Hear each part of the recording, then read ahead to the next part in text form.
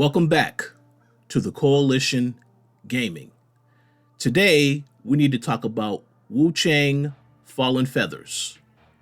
Developed by Leenzee and published by 505 Games, this upcoming Soulslike action RPG launches on July 24th for PlayStation 5, PC, Xbox Series X and S, and Game Pass. So if you already have a subscription, you can play as soon as the game drops. When I previewed Wuchang at Summer Game Fest last month, I described it as a wildly addictive game. After receiving a review code earlier this month and spending over 20 hours in the game, I wanted to revisit my original statement to see if it still sticks. Let's discuss this further and explain what you can expect if you play this game.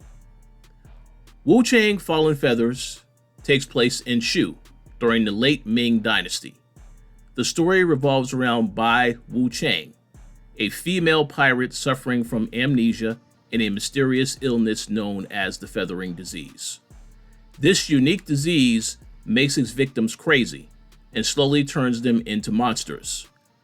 As war continues to ravage the lands and the disease spreads, Wuchang embarks on a quest to recover her memory and learn more about her evolving condition.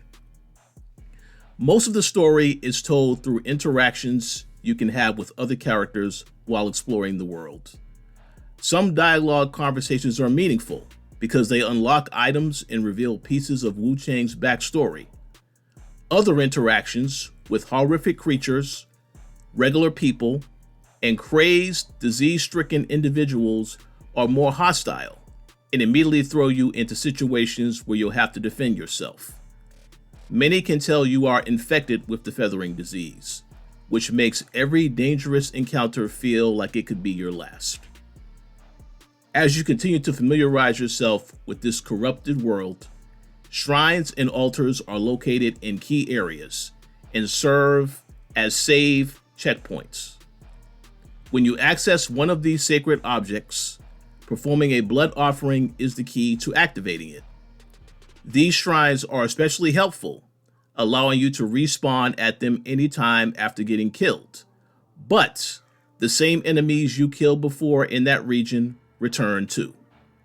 This adds to the challenge barrier and doubles down on teaching you how to play better to survive.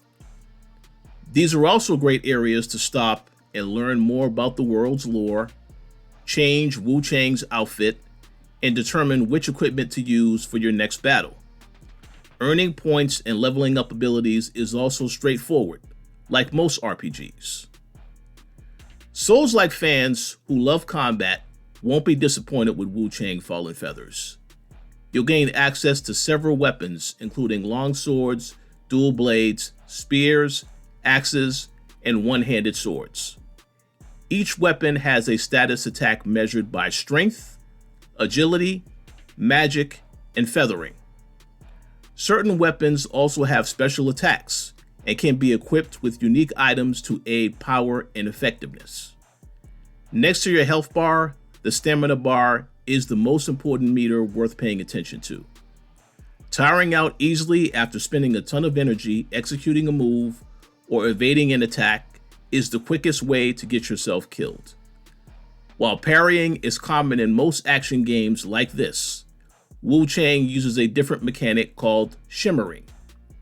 This is fundamentally timing your dodges at the right time to avoid attacks, and successfully doing so builds up your gauge to do magic spells attacks more easily.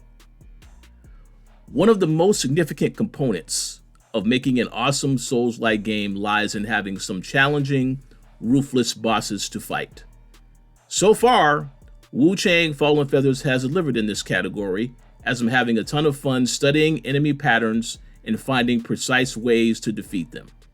I will admit that getting your ass kicked multiple times builds character, but also determination, and there is no better feeling than when you finally defeat a boss. You gain a valuable piece of their power, which can be used as magical spells in future fights.